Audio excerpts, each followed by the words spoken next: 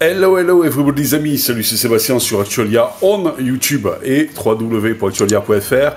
Je ne cesserai de vous le répéter, ça m'a lassé. Alors aujourd'hui, on va parler de Raspberry Pi. Vous voyez, il est là, donc voilà, c'est un Raspberry et dessus, on s'est dit, tiens, on peut installer Linux, donc on va installer Linux. Alors dernièrement, si vous me suivez donc sur Actualia, j'avais installé, alors attendez, on va zoomer un petit peu. Voilà. Dernièrement, j'avais installé donc une Ubuntu Mate en version ARM, bien entendu. Et là, eh bien, je me suis dit, on va essayer d'installer une Manjaro, donc GNOME. Waouh! Sur un petit Raspberry Pi. Alors, je précise que c'est un Raspberry Pi qui a 8 Go de RAM. Donc, eh bien, j'ai installé une Manjaro GNOME. Alors, pourquoi j'utilise pas directement VocoStream pour eh bien, enregistrer directement les entrailles du Raspberry Pi et donc l'écran?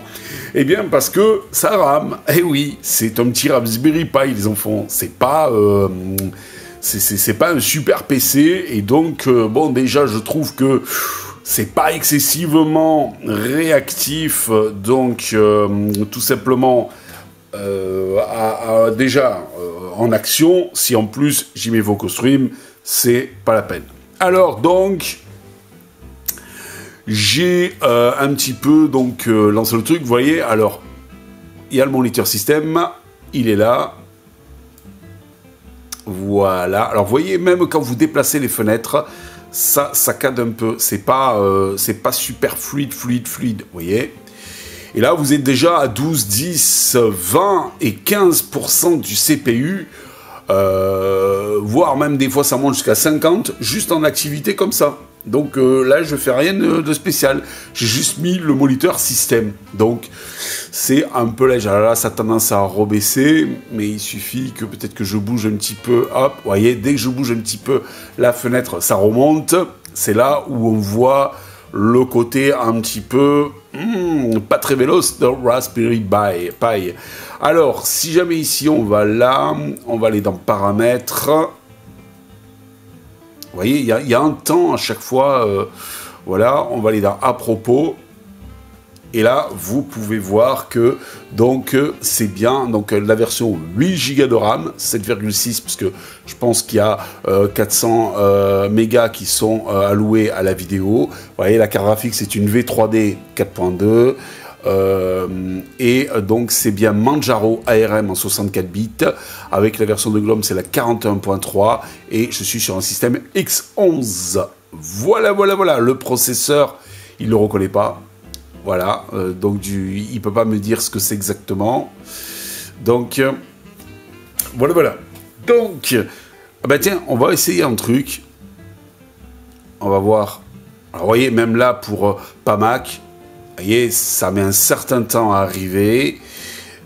Ici, si je fais une recherche de CPU-Z, je crois que c'est, si mes souvenirs sont bons, hein, CPU...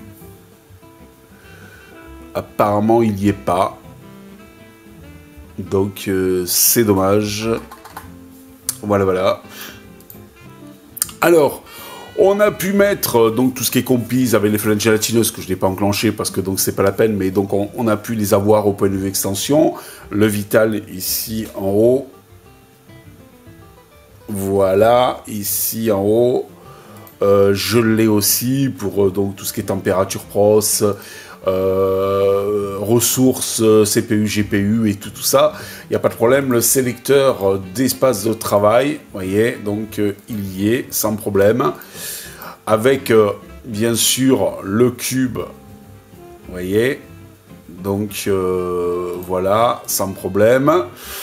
La lampe magique, alors vous voyez là c'est Pinta, vous voyez le temps qu'il met pour se lauder, et là, vous voyez, hop. Voilà. Les fenêtres gélatineuses, je crois que j'avais installé, mais je ne l'ai pas mis. Mais je vais peut-être essayer de vous montrer ce que ça donne. Vous voyez, là, j'ai cliqué sur extension. Vous voyez, il y a une latence assez dramatique.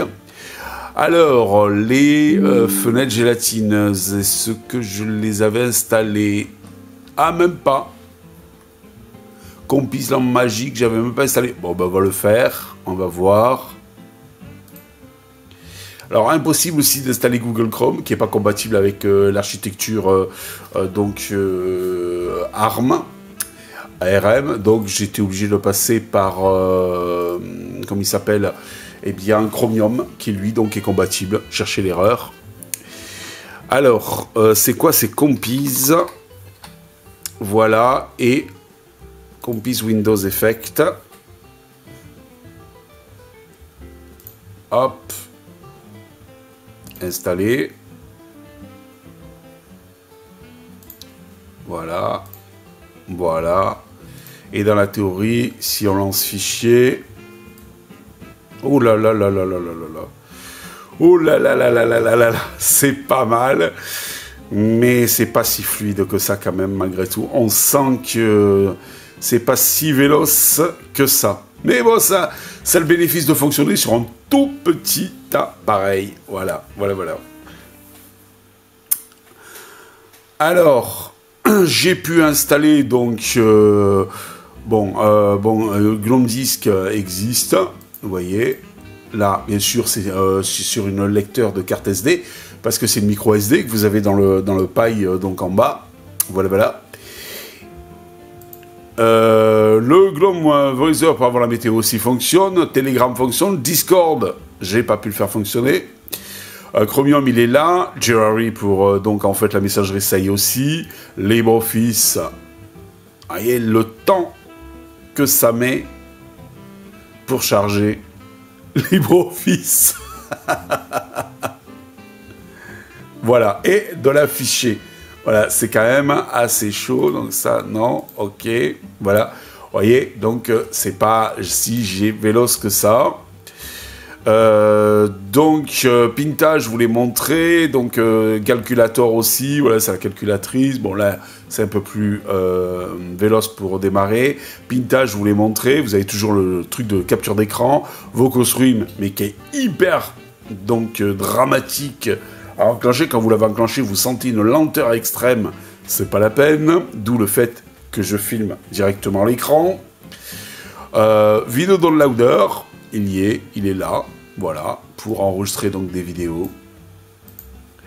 Vous avez jQueryx, donc ça c'est pas mal, pour donc éventuellement s'amuser, pourquoi pas, avec une distribution légère, donc à faire un scanner d'écoute radio avec jQueryx qui s'enclenche et là qui veut pas. Bon, bah il veut pas. Ici vous avez Rhythmbox, voilà, pour écouter de la musique. Mon lecteur, donc en fait chouchou, que j'adore. Voilà, Rhythmbox. J'ai Hypnotix. Donc pour tout simplement, eh bien, c'est un truc d'IPTV, donc vous voyez, et il fonctionne. Si par exemple on va aller sur France et on va aller sur LCI, voilà. Ah oui, ça c'est bon, voilà. Vous voyez, donc en fait jQueryx fonctionne. C'est normal, il n'y a pas de truc derrière. Ah, il n'y a pas de clé SDR derrière, donc c'est normal qu'il fasse une erreur, mais vous voyez, il fonctionne. Et là, est-ce qu'il veut bien? Allez, Coco, mets les watts. Eh ben, il veut pas enclencher. Donc, en fait, voilà le truc. Mais bon, il avait fonctionné. Bon, là, je sais pas pourquoi il veut pas.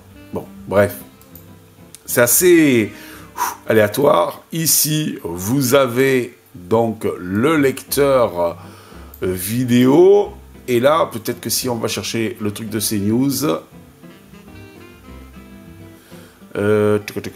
anglais, ben, il n'y a pas français. Super. Il n'y a même pas le français. Ah, ça c'est lamentable. On va le prendre en russe. On va rigoler. Sinon, vous n'entendrez pas le son. Est-ce que là, ça veut bien fonctionner? Eh ben non.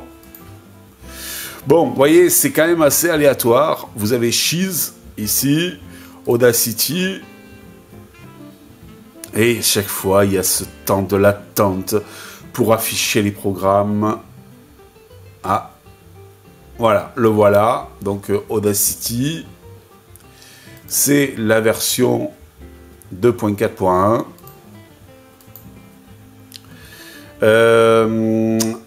FF Multiconverter, alors QWinFF n'existe pas en ARM, donc ici vous avez FF Multiconverter, donc qui lui fonctionne, Shotcut qui lui fonctionne en ARM pour faire du montage vidéo, mais faire du montage vidéo sur un sur un Raspberry Pi, je vous souhaite bon courage.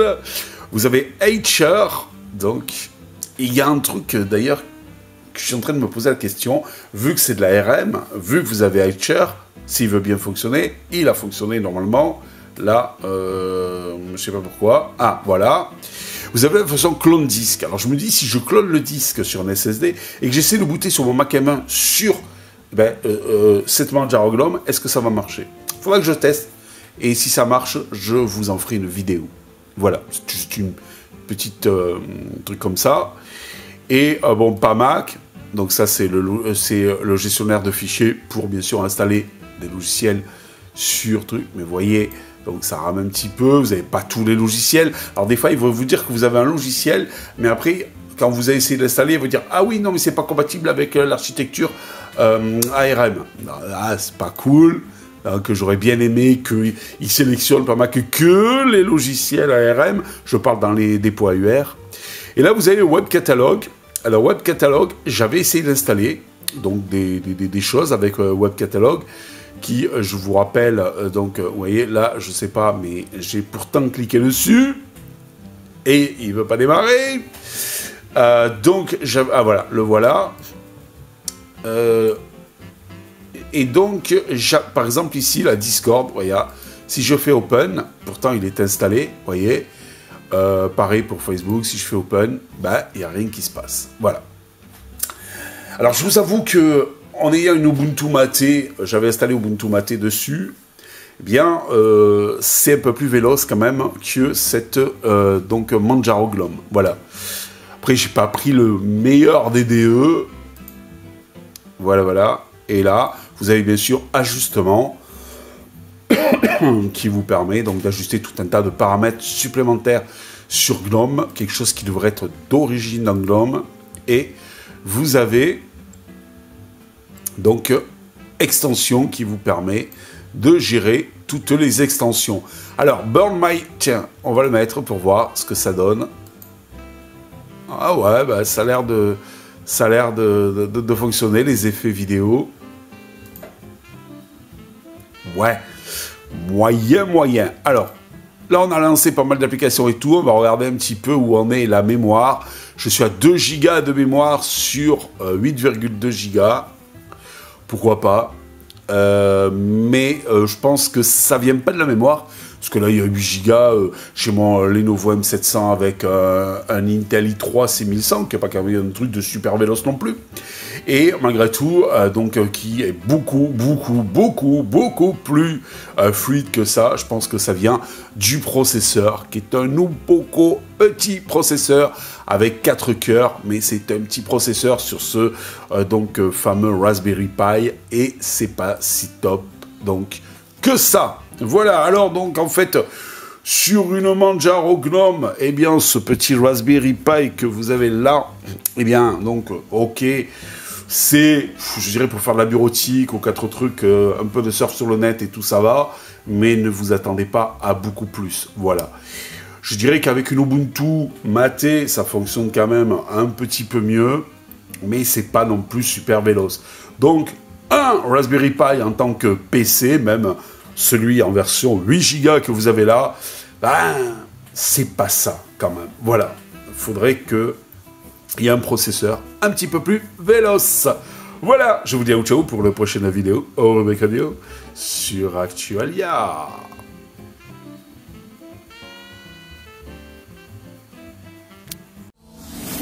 Si vous avez aimé cette vidéo, mettez un pouce en l'air, et abonnez-vous à Actualia.